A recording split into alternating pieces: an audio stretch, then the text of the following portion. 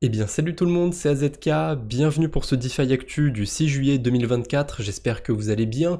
Aujourd'hui, pas mal d'actu, on a aussi quelques bonus, on ira voir ça un peu plus loin dans la vidéo, mais avant je fais un petit point pour parler de la chaîne. Je sais pas trop comment l'introduire, mais j'ai mis en place les souscriptions sur YouTube. Voilà, on peut mettre un abonnement payant, un petit peu comme sur Twitch. Je l'ai mis en place si jamais il y en a qui veulent soutenir la chaîne. J'ai vu qu'il y avait déjà une personne d'ailleurs qui avait souscrit sur la chaîne secondaire, donc merci déjà à cette personne, ça fait énormément plaisir, et j'ai fait en sorte de mettre l'abonnement le moins cher possible, parce que je veux pas monétiser du contenu ou quoi que ce soit, je veux vraiment que ce soit un abonnement pour me soutenir. Au début, je voulais même carrément ne pas faire de contenu, vraiment juste mettre l'abonnement, mais je trouve que ça se fait pas trop, donc j'ai l'idée de partager quelques petits posts, quelques petits trucs qui m'intéressaient en avance aux membres du coup de la chaîne. Vous perdez pas grand chose du coup à pas soutenir, à pas payer, puisque ce sera des trucs dont je parlerai quelques jours après, voire le lendemain peut-être, dans des vidéos, que ce soit des vidéos d'actu ou des vidéos sur la chaîne principale. Pour l'instant je me suis pas embêté sur les deux chaînes, le post que j'ai fait c'est le même, parce que j'avais pas trop d'idées d'un post à faire précisément pour la chaîne secondaire, donc je me suis dit que j'allais mettre le même, histoire de voir à quoi ça ressemble ces posts. Donc là pour l'instant je me suis amusé à faire des petites simulations du côté de Typeus. J'ai déposé quelques dollars sur des pools par-ci par-là pour voir si c'était intéressant, et ça fait 6 jours pour l'instant que c'est déposé, et je vous ai fait un petit récapitulatif de tout ce que ça a donné. Il y a des pools où le rendement affiché il était à 100%, et sur 6 jours ça a donné 78% annualisé. Il y en a une où c'était 147%, et ça m'a donné 37% annualisé. Ah là c'est pas terrible, et d'ailleurs j'ai l'impression que je me suis un peu planté sur les sautages de ligne. Bon, c'est pas très grave, je peux modifier ça? Ouais, je peux modifier ça. Je modifierai les sautages de ligne parce que là, je sais pas pourquoi il y a de l'air ici, c'est pas très joli. Mais voilà, Typeus, c'est un protocole dont j'ai parlé il y a pas très longtemps sur ma vidéo des airdrops de Sui, j'en avais parlé en live aussi, et je me demandais si c'était vraiment intéressant, donc il y a quelques jours, j'ai déposé des liquidités dessus, j'ai fait un petit point, et en moyenne, j'ai eu 48% d'intérêt annualisé sur toutes les poules. J'ai pondéré parce qu'il y a certaines poules sur lesquelles j'avais déposé un petit peu plus, un petit peu moins, mais en moyenne, c'était 48%. J'ai peut-être eu de la chance, je l'ai fait que sur 6 jours, ça peut être des poules qui peuvent générer des pertes, mais voilà, je trouvais l'expérience assez intéressante, et c'est ce genre de post que je vais faire plutôt sur la chaîne principale, parce que typiquement ça c'est des stratégies que j'ai envie de tester en amont avant de les implémenter potentiellement sur le wallet de la chaîne YouTube,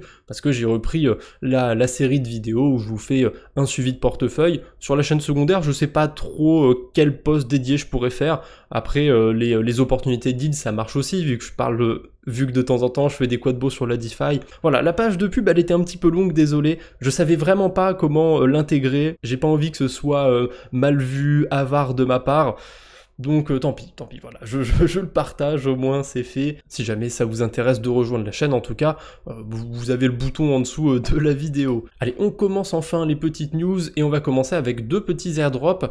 Jupiter, finalement, je me dis, j'aurais peut-être pas dû vendre ma petite allocation de Layer 3, j'avais pas eu grand chose, mais finalement le token il s'est un peu apprécié, ça a permis de toucher d'autres petits airdrops. Donc je pense que ceux qui ont gardé leur airdrop de Layer 3, ils sont pas mécontents aujourd'hui, ou même ceux qui avaient farmé Jupiter et qui avaient un plus gros airdrop. En tout cas, pour ceux qui ont fait les votes du côté de Jupiter, ceux qui ont été staker leur token, vous avez déjà touché quelques rewards, mais là il y en a quelques-uns que vous allez pouvoir réclamer en plus ce dimanche, si je dis pas de bêtises, Saturday c'est bien dimanche, je vous mettrai le lien dans la description, parce que je sais qu'il y en a qui regardent les DeFi Actu le lendemain, si ça se trouve, l'airdrop il est déjà réclamable pour vous, mais pour l'instant on peut quand même voir ce à quoi on est éligible, et il y a pas mal de gens qui ont mis des screenshots en réponse pour montrer ce qu'ils avaient récupéré. Lui il avait staké 500 Jupiter, il a fait tous les votes, et il a récupéré 132 Jupiter, 19 tokens Zeus, 19 800 Wen. Donc honnêtement, ça m'a pas l'air dégueu du tout ça. Je me rappelle qu'au début, j'avais été un petit peu vilain par rapport au token de Jupiter.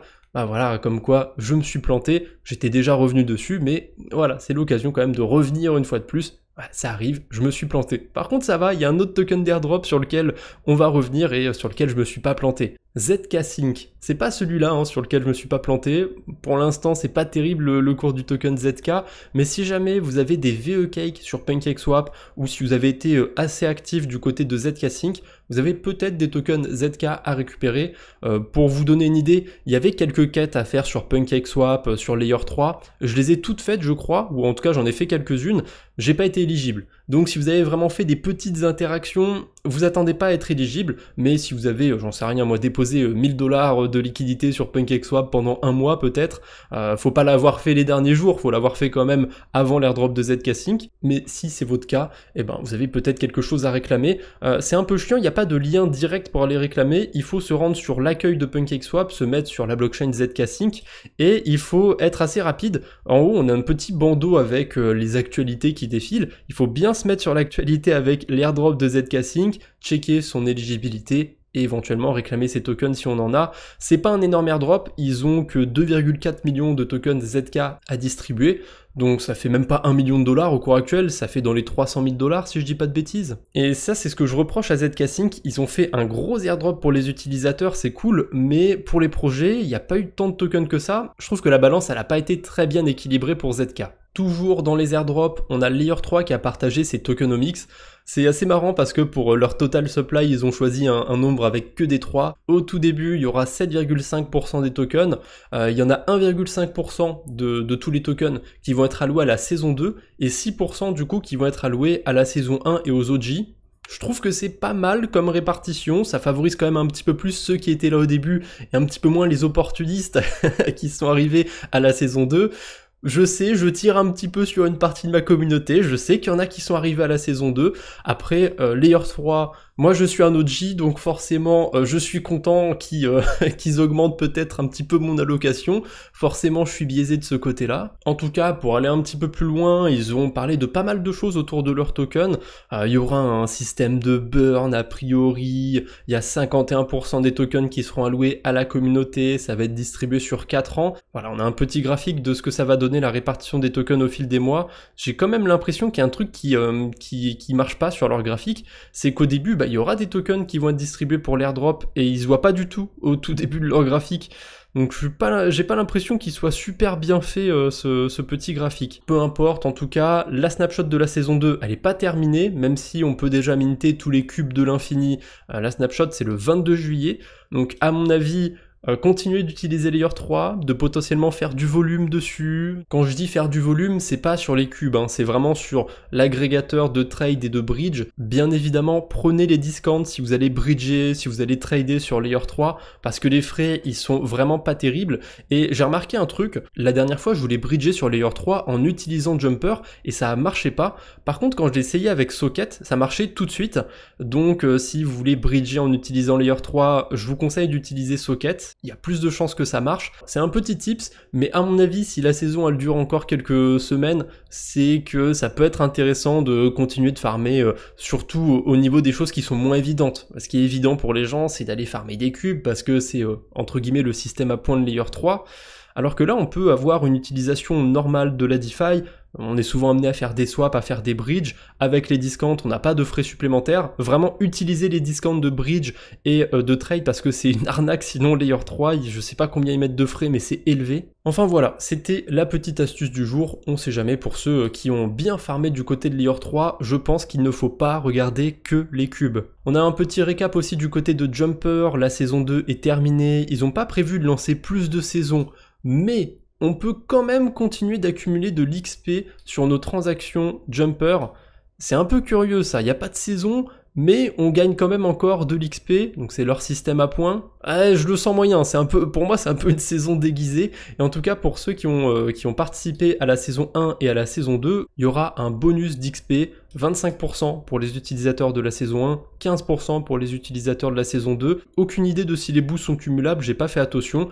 En tout cas, voilà, ceux qui continuent d'utiliser Jumper aussi, un petit bonus pour les OG, surtout ceux de la saison 1. La saison 1, c'était avant qu'il y ait le système d'XP disponible sur le site de Jumper, donc ça remonte vraiment il y a un petit moment. Pas grand chose de plus pour Jumper, donc on passe à la suite. Autant je m'étais trompé sur Jupiter, mais il y a un autre token sur lequel je me suis un peu moins trompé, c'est Zero. Le token Zero, je l'ai pas vendu, je l'ai gardé sur mon portefeuille.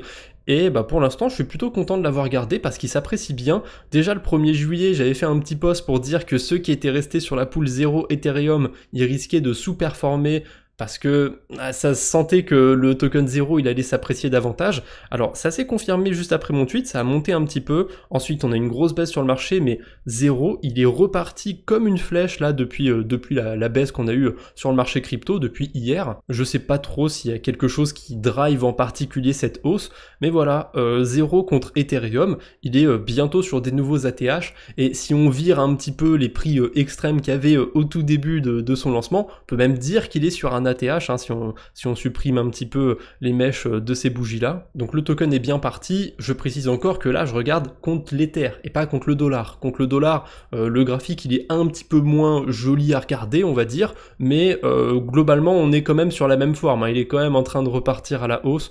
On a un 0 qui est autour de 4 dollars si je dis pas de bêtises, et comme je dis sur mon tweet, par contre ouais, ZKETH c'est pas terrible, ça bouge vraiment pas, c'est hyper plat, on dirait vraiment une assiette. Hier, j'attendais cette news, je me suis dit que je pourrais la passer dans le DeFi Actu du 6 juillet, et finalement c'est toujours pas disponible, on n'a toujours pas le checker d'Etherfi de la saison 2, mais pour le coup, ils viennent quand même avec des bonnes nouvelles. La première, la mauvaise nouvelle, c'est que le checker du claim, il sera disponible aujourd'hui, le jour du DeFi Actu, donc le 6 juillet, mais ce sera un petit peu plus tard. Je crois pas qu'ils aient donné d'heure, mais ils ont l'air de se fier au fuseau horaire américain. Pour les Européens, ça risque d'être tard dans la soirée, voire au tout début du 7 juillet, hein, à 1h du matin. Mais bon, ça devrait pas tarder, je suis pas trop pressé de toute façon, et la bonne nouvelle, c'est qu'ils ont mis un minimum pour les petits stakers sur Etherfi, et le minimum, il est vraiment pas dégueu, hein. C'est 150 tokens Etherfi. J'ai pas trop farmé sur les wallets de la chaîne YouTube, j'ai déposé un petit peu sur Mitosis avec le wallet des gènes. On va voir si je vais pouvoir gratter des tokens Etherfi. Si le token, son prix ne bouge pas trop au moment où il est airdroppé, 1,87 x 150, on est sur du 280 $, quelque chose comme ça. On va taper 150, ouais 280 $, 282, tiens, son prix vient de monter d'1 centime. Sinon, à part pour les petits stakers, pour ceux qui ont misé un petit peu plus sur Etherfi, c'est un système qui est linéaire. Donc si vous avez déposé beaucoup de liquidités, vous serez peut-être bien avec cet airdrop. Aucune idée de ce que ça va donner, on verra quand on aura le checker, quand ce sera disponible. Si c'est intéressant, s'il y a besoin d'en faire une vidéo dédiée, j'en ferai une vidéo dédiée, mais pour l'instant je pense pas, parce qu'on parle quand même d'une saison 2, d'un airdrop. Curieux quand même de voir ce que ça va donner, mais on en reparlera sûrement dans le prochain DeFi Actu. Il y a une petite infographie de Dropstab qui est sortie. Ce qui est intéressant, c'est de voir les blockchains qui n'ont pas de token et qui ont levé des fonds. On a Berachain qui est juste stratosphérique, hein, 211 millions de $, Sophon et Eveil autour de 70 millions de $, Karak 48 millions, Mocha Network 32 millions, Mezzo 21, Sonic 16 millions de $, Tabi 11 millions, ça me dit quelque chose, je crois que c'est sur l'écosystème Bitcoin, Mitosis 7 millions, Swell 3 millions 75, et Hashkey ça n'a pas été dévoilé, on sait pas. Voilà, qu'est-ce que vous en pensez? Est-ce qu'il y a certains de ces projets que vous avez farmés ou pour lesquels vous êtes éligible? Je pense à Eveil, parce que Eveil on a déjà pu réclamer l'airdrop, le token n'est juste pas encore lancé. Et tant pis, je le rajoute maintenant, mais je viens de voir un détail, c'est les blockchains qui devraient avoir un lancement de token sur le 3e trimestre. Donc ça devrait être des blockchains qui devraient lancer leur token là dans les prochains mois, puisque le 3e trimestre ça se termine quand? Ça se termine fin septembre. Je savais pas que toutes ces blockchains elles avaient déjà annoncé leur token pour ce trimestre. Swell typiquement c'est les pros pour repousser, ça fait une éternité que leur système à point il est lancé. Donc ok, pourquoi pas, on verra ce que ça va donner. Est-ce que vous avez des attentes sur la plupart de ces projets? Est-ce qu'il y en a sur lesquels vous avez farmé? Dites-moi tout ça en commentaire. Encore une fois, il n'y a pas eu de hack depuis le dernier DeFi Actu, on croise les doigts, ça fait plusieurs DeFi Actu que je dis ça, donc c'est plutôt cool. Et on commence les levées de fonds avec Pack Finance. J'ai pas grand chose de toute façon pour aujourd'hui. Le mois de juillet, il m'a un peu hypé, hein. Les 2 premiers jours, il y a eu plein de levées de fonds. Et là, ça se calme déjà. Bon, j'espère qu'il y en aura d'autres, que ça nous réserve plein de surprises pour le mois de juillet. Mais on a quand même Pack Finance qui a levé 1 million sur Blast. C'est anecdotique hein, comme levée de fonds, on va pas se mentir. Mais ce que je trouve intéressant, c'est qu'ils ont quand même levé des fonds après l'airdrop de Blast. Et ça, c'est quelque chose que, même si je farme pas Blast, je vais surveiller. Je vais voir s'il y a quand même des projets qui lèvent des fonds, qui se build sur cet écosystème. On a MonadPad, un projet du coup, hein, au nom, on se doute sur quel écosystème il va se lancer, sur Monad, qui a levé pas 1 million de $. Non, ça c'est pas original. Ils ont levé 945 000 $. Ça c'est mieux, ça c'est plus sympathique. Pourquoi pas après tout, hein, un chiffre c'est un chiffre. ils ont levé pas loin d'1 million de dollars. Après, je farme pas Monad, honnêtement. Le seul truc sur lequel j'ai pu le farmer, c'est la stratégie que vous avez partagée il y a quelques temps, où il fallait emprunter des tokens Wormhole sur Solana pour aller les bridger sur Arbitrum pour participer à la gouvernance, parce qu'il y a des signes comme quoi être un utilisateur de Wormhole, ça pourrait rendre éligible à l'airdrop de Monad. Rien de sûr, mais du coup j'ai fait cette stratégie pour spéculer un peu sur ça. Mais en dehors de cette stratégie, j'ai pas spécialement farmé quoi que ce soit sur Monad. Je crois que ça joue beaucoup autour de leur Discord. De toute façon, c'est un airdrop à farmer de manière très communautaire, on va dire, à base de rôles sur leur Discord et tout. Ça change un petit peu, j'ai envie de vous dire, et au moins c'est relativement accessible pour tout le monde. Un dernier projet qui a levé des fonds, on n'a pas le montant levé, mais on a Binance dans les investisseurs, donc c'est plutôt pas mal, et c'est nul autre que le wallet Unisat. Alors Unisat, il y a pas très longtemps, ils ont fait un airdrop d'un meme coin, ça s'est super bien passé. Je sais pas si eux, ils ont déjà leur token, je sais qu'il y a eu pas mal de spéculations sur un token d'Unisat, je sais pas s'ils ont déjà lancé le leur, en tout cas, à mon avis, voir Binance se rapprocher d'un wallet qui est autour de l'écosystème Bitcoin, des ordinals, des runes aussi je suppose, etc. Donc je suis curieux de voir s'ils vont essayer de se développer un petit peu plus sur cet écosystème. On enchaîne avec Goodchain. Goodchain, ils ont levé des fonds il y a pas très longtemps, je l'avais passé dans un DeFi Actu et je trouvais ça marrant parce que c'est une blockchain a priori qui va être sur le gaming. Et là je suis tombé par hasard sur un post sur Goodchain et ils ont lancé le staking et ça me fait penser un petit peu à Blast, c'est-à-dire qu'il n'y a pas encore de blockchain, mais on peut déjà déposer des fonds sur Ethereum pour avoir des points. Aucune attente, aucune idée de ce que ça pourrait donner. Pour être totalement transparent avec vous, j'ai pas déposé de liquidité sur le protocole, et pour l'instant il y a relativement peu de TVL, hein. Il y a 1,2 million de dollars de TVL. Après on est peut-être sur quelque chose d'early, j'en sais rien, et pour l'instant on peut déposer de l'Ether staké ou des stablecoins. Pourquoi pas? Il n'y a pas l'air d'y avoir de yield ou quoi que ce soit, c'est vraiment staké pour avoir des points, donc c'est vraiment un rendement mystère. Ah, peut-être que ce sera 5% annualisé, peut-être que ce sera 50%, peut-être que ce sera un rug pool, j'en sais rien. Alors je pense pas quand même parce qu'ils ont levé des fonds, il y a des investisseurs derrière. Je me souviens plus qui a levé des fonds exactement pour Goodchain, mais bon, en général, les projets qui ont des investisseurs, ils rug un peu moins souvent. Je suis sûr qu'il y a déjà eu des cas de projets qui avaient levé des fonds et qui ont quand même rug leur protocole. Ça m'étonnerait en tout cas que ce soit pas le cas. Mais je vais garder un petit œil sur Goodchain et je vois qu'il y a personne dans mon entourage sur Twitter qui suit le protocole, donc je suis peut-être early là-dessus. Vous vous rappellerez plus tard, quand il faudra mettre un code pour rejoindre le protocole, que je vous en ai parlé en premier, hein. Je le dis bien, j'insiste bien, vous en souviendrez, hein. Allez, on enchaîne avec Anzen Finance. Anzen, c'est un protocole de stablecoin, j'en ai parlé il y a pas très longtemps, et j'ai remarqué que sur Ethereum, on peut le staker, et le rendement il est vachement élevé. Et je me dis, attends, c'est bizarre, 46% de rendement annualisé, alors qu'en collatéral, c'est des real world assets. Ok, on peut aller chercher du 10% parfois sur ce genre de collatéraux, mais 46%, comment ils font? Et en fait, je suis complètement con, j'ai pas réfléchi à un truc, c'est que y a pas tous les USDZ qui sont stakés. Il y a que 10% à peu près des USDZ qui sont stakés. Et ben forcément, s'il y en a 10%, ça veut dire que tous les USDZ qui sont bridgés sur Base, parce qu'il y en a pas mal qui sont bridgés sur Base pour aller faire de la DeFi, eux, ils génèrent du yield nativement, mais il n'est pas redistribué aux gens. Il est redistribué qu'aux personnes qui vont le staker sur Ethereum. Alors oui, les gens ils vont faire moins de points à aller staker leur USDZ sur Ethereum, mais ils auront entre guillemets du vrai yield. Si ça se trouve, pour les baleines, c'est plus rentable de faire ce move, d'aller chercher le 46% de rendement annualisé et d'avoir quelques points en plus. Pourquoi? Parce que peut-être que l'airdrop, il viendra pas compenser ce rendement que les gens ne viennent pas chercher. Parce que les gens qui vont aller farmer sur Base, certes, ils vont aller faire du rendement, mais pourraient le faire avec n'importe quel stablecoin. Là, c'est le rendement natif. On a l'USD+, par exemple, sur la blockchain Base, on peut aller le farmer, on peut aller faire du rendement avec, mais nativement, il rapporte aussi du rendement. Vous voyez, c'est vertueux. Alors que là, on peut aller faire du yield, mais on n'a pas le rendement natif de l'USDZ. Du coup, on perd un petit peu quelque quelque part.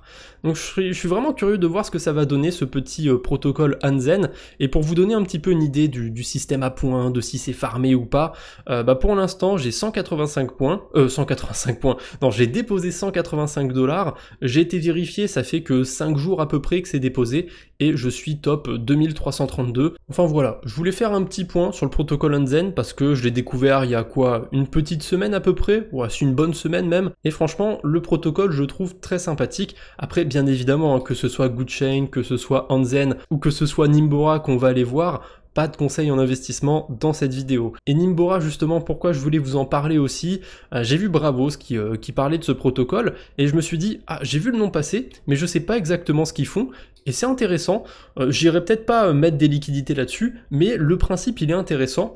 En gros, ça vous permet d'être exposé à des stratégies qui vont se passer sur Ethereum, mais en restant sur un layer 2, et en l'occurrence on est sur Starknet.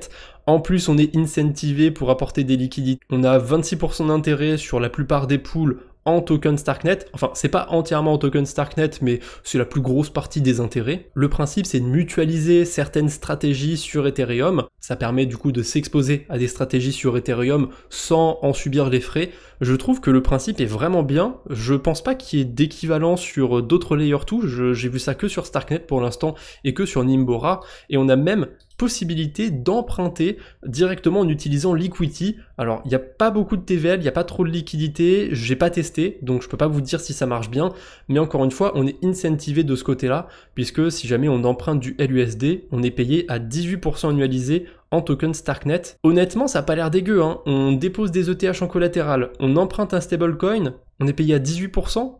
Franchement c'est pas mal. Alors à mon avis on n'est pas payé à 18% sur le montant d'Ethereum déposé, ça doit être plutôt sur le montant de LUSD emprunté, mais ça se prend honnêtement, c'est quand même pas mal. Et évidemment la petite cerise sur le gâteau, c'est vraiment une cerise hein, pour le coup, une petite cerise griotte comme ça confite. À mon avis ce sera pas un deuxième gâteau tout entier, mais on a les petits points du protocole qu'on peut aller farmer, et quand j'étais sur les autres stratégies, sur les stratégies earn, on avait aussi éventuellement d'autres points. Voilà, on a une stratégie sur Etherfi, on peut récupérer des points Etherfi, Eigenlayer, la stratégie sur Puffer aussi. Je suppose qu'ils vont sûrement ajouter d'autres stratégies à l'avenir, mais je vais garder un œil sur ce protocole parce que je le trouve assez intéressant. Allez, j'enchaîne un petit peu les dernières news parce que je trouve que la vidéo est déjà assez longue comme ça.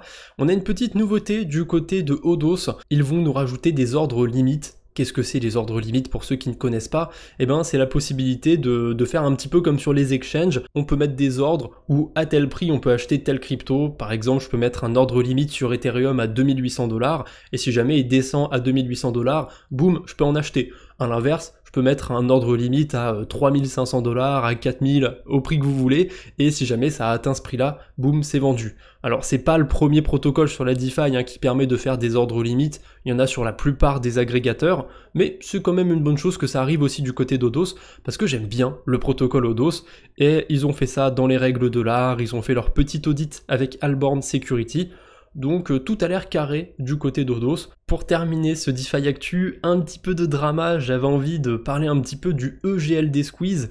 Alors, pas d'attaque contre les gens de chez Multiverse X, etc. Il y a des trucs sympas sur tous les écosystèmes, je dis pas, mais en ce moment, il y a ce mouvement EGLD Squeeze, et je trouve ça un petit peu ridicule, parce que je sais pas si ça a été lancé par le CEO de Multiverse X, ou si ça a été lancé par quelqu'un d'autre, mais en tout cas, il le relaye, et vraiment, le principe, c'est juste, venez, on achète notre token pour faire monter son prix. Honnêtement, je suis pas fan du tout du mouvement. S'il y a des CEO d'autres blockchains, d'autres projets qui feraient exactement la même chose, on leur reprocherait, je pense. Ah, tu veux faire pump le cours de ton token pour vendre sur la gueule des gens.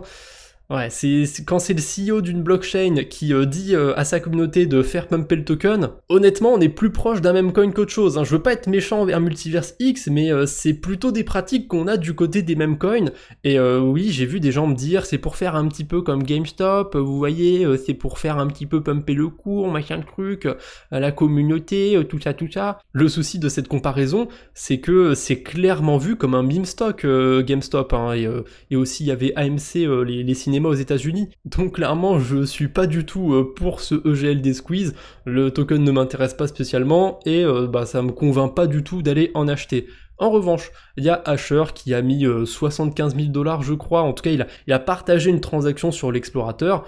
C'est probablement la sienne, probablement pas, j'en sais rien, je m'en fous. Mais voilà, il a partagé une transaction où il y a 75 000 $ d'achat de GLD, donc peut-être qu'il met sa petite pierre à l'édifice. En tout cas, voilà, on en pense qu'on veut, moi je suis pas fan, vous avez le droit d'être fan, d'acheter des GLD tous les jours, d'en acheter un par jour, un petit peu comme fait le Salvador avec le Bitcoin. Vous êtes grand, faites ce que vous voulez avec votre argent, mais moi, voir un CEO promouvoir ce mouvement, ça me donne pas trop envie, honnêtement. Et allez, un petit bonus pour terminer cette vidéo. Je commence à prendre cette habitude de vous partager un petit mème, et quand on a eu la baisse des cryptos, je pouvais pas m'empêcher de vous repartager cette petite pépite de le Bitcoin is going to zero, la version française que j'ai doublée moi-même, hein, qui est vraiment de qualité Eco+. Donc si vous avez une petite minute, je vous laisserai avec le mème du jour là à la fin de cette vidéo. En attendant, je vous fais ma petite outro. Allez, on se retrouve bientôt j'espère. D'ici là, portez-vous bien. Salut tout le monde. On a des bits merdeux ici, c'est dommage pour eux. Ça montre la stupidité. Ça montre la stupidité. Je sais qui est derrière Bitcoin. Et c'est pas un putain de japonais dans un garage. Je connais le gars. Et quand vous le saurez, vous l'aurez entendu ici. Bitcoin descendra à 0. 0. Quand vous le saurez, 0.